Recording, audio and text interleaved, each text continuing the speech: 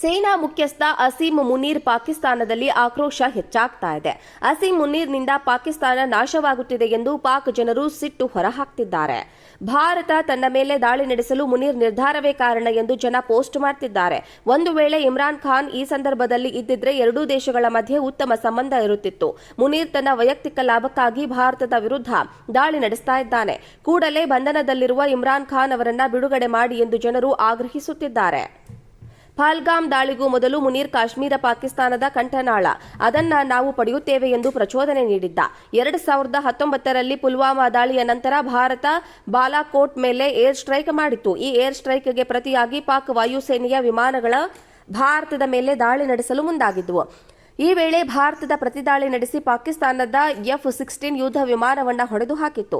ಅಷ್ಟೇ ಅಲ್ಲದೆ ಪೈಲಟ್ ಅಭಿನಂದನ್ ವರ್ಧಮಾನ್ ಅವರನ್ನ ಬಿಡಿಸಿಕೊಂಡು ಬಂದಿತ್ತು.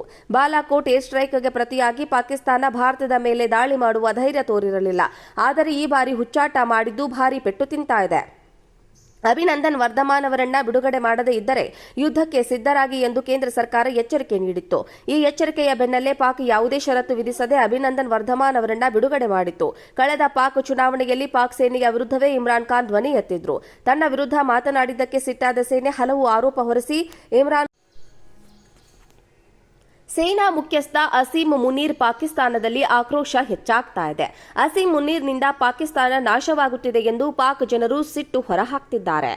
ಭಾರತ ತನ್ನ ಮೇಲೆ ದಾಳಿ ನಡೆಸಲು ಮುನೀರ್ ನಿರ್ಧಾರವೇ ಕಾರಣ ಎಂದು ಜನ ಪೋಸ್ಟ್ ಮಾಡ್ತಿದ್ದಾರೆ. ಒಂದು ವೇಳೆ ಇಮ್ರಾನ್ ಖಾನ್ ಈ ಸಂದರ್ಭದಲ್ಲಿ ಇದ್ದಿದ್ರೆ ಎರಡೂ ದೇಶಗಳ ಮಧ್ಯೆ ಉತ್ತಮ ಸಂಬಂಧ ಇರುತ್ತಿತ್ತು. ಮುನೀರ್ ತನ್ನ ವೈಯಕ್ತಿಕ ಲಾಭಕ್ಕಾಗಿ ಭಾರತದ ವಿರುದ್ಧ ದಾಳಿ ನಡೆಸ್ತಾ ಇದ್ದಾನೆ.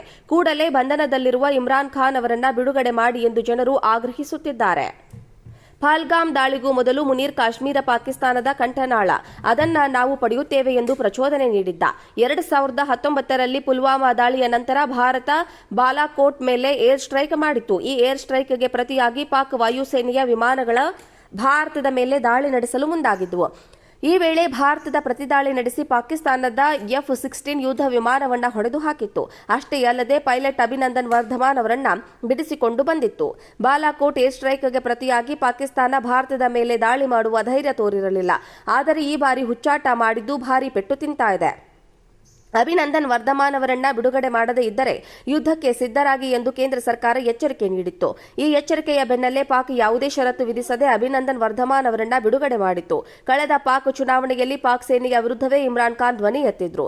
ತನ್ನ ವಿರುದ್ಧ ಮಾತನಾಡಿದ್ದಕ್ಕೆ ಸಿಟ್ಟಾದ ಸೇನೆ ಹಲವು ಆರೋಪ ಹೊರಿಸಿ ಇಮ್ರಾನ್ ಖಾನ್ ಅವರನ್ನ ಜೈಲಿಗೆ ಅಟ್ಟಿದೆ.